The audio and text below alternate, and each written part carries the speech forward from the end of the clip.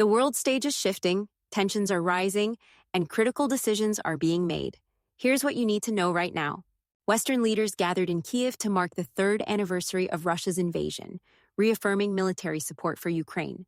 More than a dozen officials, including European Commission President Ursula von der Leyen and Canadian Prime Minister Justin Trudeau, warned that allowing territorial aggression to go unchallenged could have global consequences. Von der Leyen stated that autocratic leaders worldwide are watching carefully, while Trudeau emphasized the war's implications for sovereignty and territorial integrity. However, the absence of senior U.S. officials raised concerns about Washington's commitment. Hours later, U.S. President Donald Trump announced that Russian President Vladimir Putin has no problem with European peacekeepers in Ukraine and will accept it. Trump also suggested that Ukraine may need to cede territory to reach a settlement, aligning with Russian demands. Meanwhile, European leaders insisted that any agreement must include security guarantees for Ukraine. British Prime Minister Keir Starmer stressed that Ukrainians must be at the heart of peace negotiations. With uncertainty surrounding U.S. support, European officials are considering ways to fill the gap.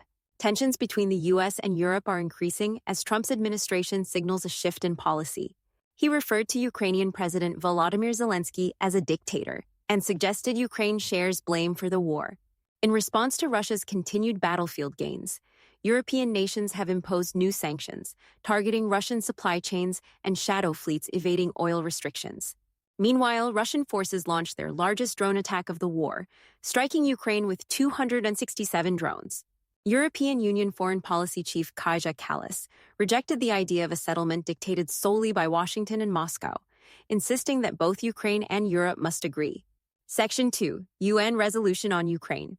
The United Nations General Assembly passed a resolution condemning Russia's invasion of Ukraine. The measure, titled Advancing a Comprehensive, Just, and Lasting Peace in Ukraine, received 93 votes in favor, with 65 abstentions, including China.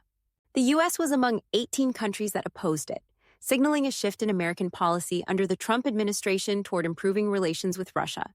Trump has blamed Zelensky for the war, calling him a dictator without elections. His administration's diplomats have avoided directly criticizing Putin, deepening divides within the Republican Party. Meanwhile, the U.S. introduced a competing resolution, emphasizing diplomatic settlement over punitive measures. Secretary of State Marco Rubio argued that the UN should focus on maintaining peace rather than assigning blame. Ambassador Dorothy Shea, a Biden appointee, stated that previous resolutions failed to stop the war and urged all member states to back the U.S. proposal. Trump's nominee for UN, Ambassador Representative Elise Stefanik, remains stalled in the Senate due to Democratic opposition. Section 3, Israel and the West Bank. Israel has deployed tanks in the occupied West Bank for the first time in over 20 years, signaling a long-term military presence. The operation follows recent explosions near Tel Aviv and ongoing military action against Hamas and Islamic Jihad in Jenin and Tulkarm. Defense Minister Israel Katz said the move was necessary to combat militant groups by all available means. The offensive has displaced approximately 30,000 Palestinians in the past month. The Palestinian Authority condemned the escalation, calling it dangerous and destabilizing. Israeli forces have made multiple arrests, seized weapons, and expanded operations to cities like Nablus and Qabatia.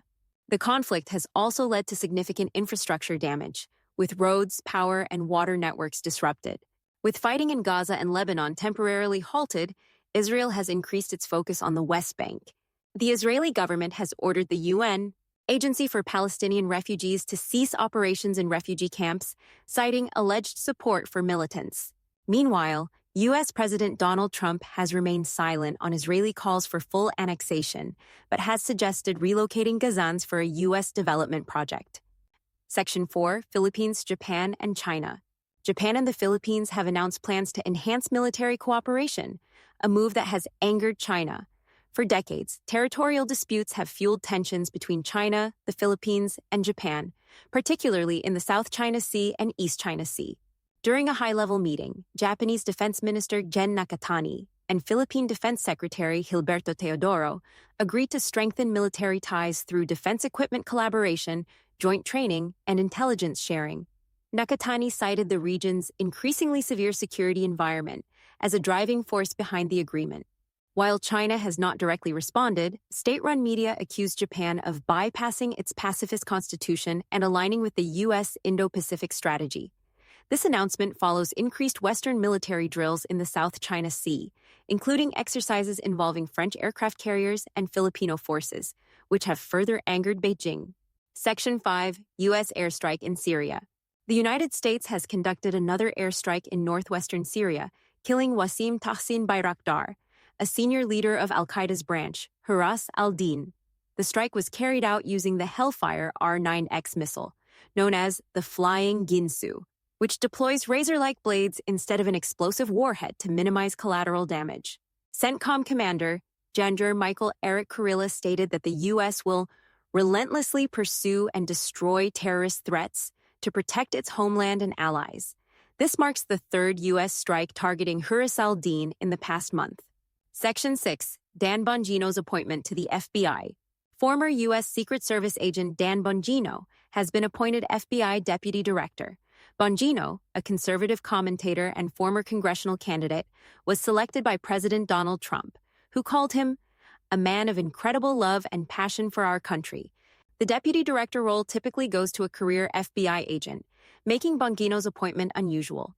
He will serve under newly appointed FBI Director Kash Patel, who has pledged to overhaul the agency and refocus on traditional crime-fighting efforts.